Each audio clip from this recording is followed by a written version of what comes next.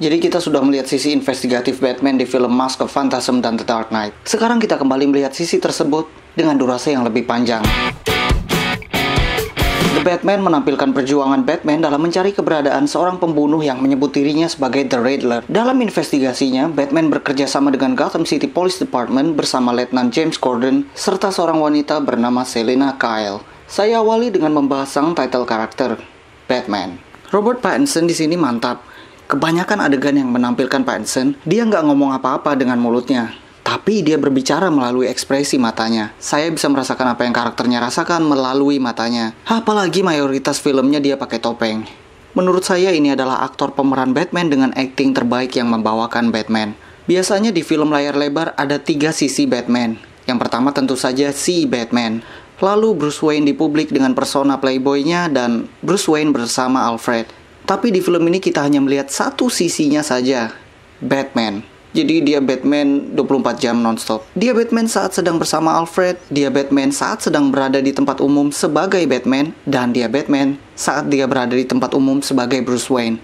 Ini adalah hal yang baru dari penggambaran Batman, ya paling nggak di layar lebar. Secara naratif, hal ini adalah hal yang unik, baru, dan realistis. Karena saat seseorang itu menghabiskan waktunya memakai kostum dan menumpas kejahatan, pasti orang yang sinting, bukan? Jadi Batman ini secara realistis akan menjadi orang yang lelah secara mental dan fisik. Karena kelelahan itu juga, dia pasti akan lebih memilih untuk fokus menjadi satu persona selama 24 jam nonstop. Itu secara naratif, tapi dilihat dari sisi acting, ini membuat bahan acting Pattinson jadi lebih sedikit ketimbang aktor-aktor Batman terdahulu. Bahkan dengan bahan yang lebih sedikit itu, Pattinson saya rasa sangat berhasil dalam perannya ini, dan seperti kata saya sebelumnya, dia adalah aktor terbaik yang pernah membawakan peran ini ke layar lebar.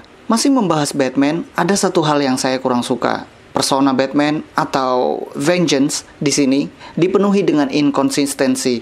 Ada sejumlah bagian di film ini di mana orang-orang terlihat takut dengan kegelapan, takut dengan bayangan, dan merasa bahwa Batman bakalan keluar dari kegelapan tersebut. Hal ini menggambarkan Batman sebagai figur mistis yang meneror kriminal. Tapi di bagian lainnya si Batman ini ngetok pintu untuk masuk dan orang yang ngebukain pintunya kayak nganggap dia orang sinting yang konyol. Ini cacat banget. Yang terakhir, saya senang sama betapa nyata Batman digambarkan di film ini. Ketika berbicara tentang Batman yang realistik, biasanya saya merefer ke Batman garapan Christopher Nolan yang diperankan oleh Christian Bale. Tapi setelah menonton film ini, saya merasa bahwa kalau ada orang beneran di dunia nyata yang pengen beroperasi sebagai Batman, dia bakalan seperti ini, seperti yang ditunjukkan di film ini. Kayak kalau di dunia kita ada Batman beneran, ya paling mendekati ya yang seperti ada di film ini. Batman ini terlihat lelah secara mental dan fisik seperti manusia beneran. Dia juga terkena banyak pukulan dan tembakan saat beraksi. Dia juga bahkan memerlukan adrenaline shot hanya untuk bangkit dan melawan balik. Ini realistis dan keren. Kelar bahas Batman, saya lanjut bahas latarnya yang jelek banget. Jelek layaknya Gotham yang seharusnya. Di film-film Batman sebelumnya atau film yang melibatkan Batman, kita cuma dengar orang-orang bilang Gotham itu kota yang buruk. Tapi saat kita melihat Gotham, kelihatan bagus saja dan kelihatan seperti kota yang nyaman untuk dihuni. Tapi di film ini kita mendengar orang mengatakan Gotham itu buruk. Dan saat kita beneran diperlihatkan keadaan Gotham, itu kayak, oh iya, ini kota yang gak mantap untuk dikunjungi, apalagi ditinggalin. Belum lagi ada kriminal gila yang meledakkan kota dan orang sinting yang pakai kostum kelelawar loncat-loncat di atas gedung. Singkatnya, ini adalah Gotham terbaik yang pernah saya lihat di layar lebar.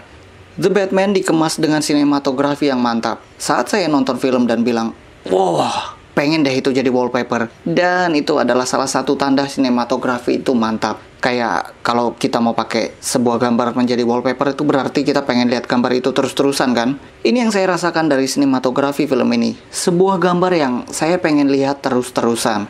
Musiknya nyaring dan dramatis. Musik pengiring Batman kedengaran seperti sebuah campuran dari musik espionage dan thriller yang mencekam. Kayak saat saya mendengar musiknya itu, saya dibikin merinding karena 2 alasan yang berbeda. The Riddler di sini oke. Walaupun dia adalah antagonis utama di film ini, kita jarang diperlihatkan kehadirannya. Kita cuma sering diperlihatkan sama hasil karya sang kriminal sinting ini. Saya suka itu dan saya rasa film-film Batman kedepannya kudu menggunakan rute yang sama seperti ini. Kayak kita nggak melihat mereka merencanakan rencana jahat mereka, kita nggak melihat semua preparasinya. Kita cuma diperlihatkan sama aksi jahatnya aja. Itu membuat musuhnya menjadi lebih menakutkan bagi saya karena ada elemen kejutan dan misteri dari sang penjahat.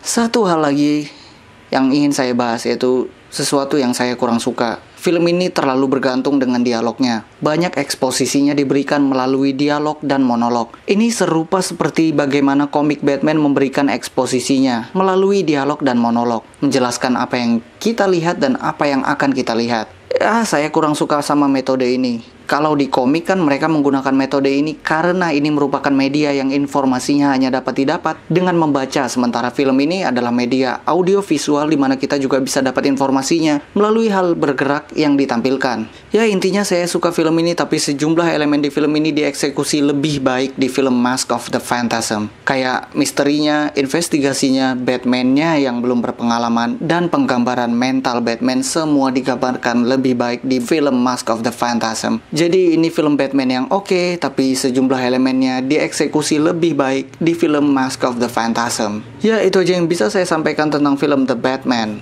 Cek juga video cerita komik Batman Court of Owls di sini. Atau kalau kalian tertarik tentang pembahasan tentang DC Comics atau ulasan saya lainnya, kalian bisa cek channel saya aja. Terima kasih.